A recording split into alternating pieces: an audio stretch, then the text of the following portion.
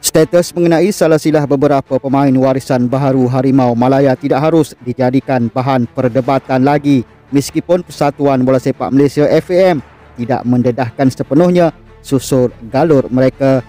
Presiden FAM Datuk Muhammad Johari Muhammad Ayub menegaskan semua pemain warisan itu sudah mendapat kelulusan daripada Persekutuan Bola Sepak Antarabangsa FIFA yang membolehkan mereka beraksi bersama Harimau Malaya. Justeru beliau menyifatkan tiada isu sama ada susur galur pemain warisan didedahkan atau tidak, kerana yang penting mereka sudah melepasi tapisan ketat daripada Badan Bola Sepak Dunia itu.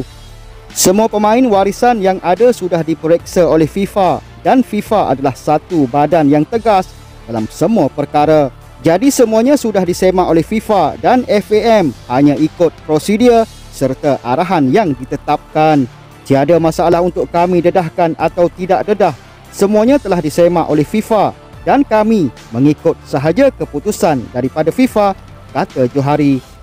Kenyataan Johari itu sebagai reaksi balas terhadap beberapa pihak yang mempersoalkan latar belakang pemain warisan Harimau Malaya, terutama membabitkan 5 pemain baharu yang membuat penampilan pertama ketika menentang Vietnam 10 Jun lalu.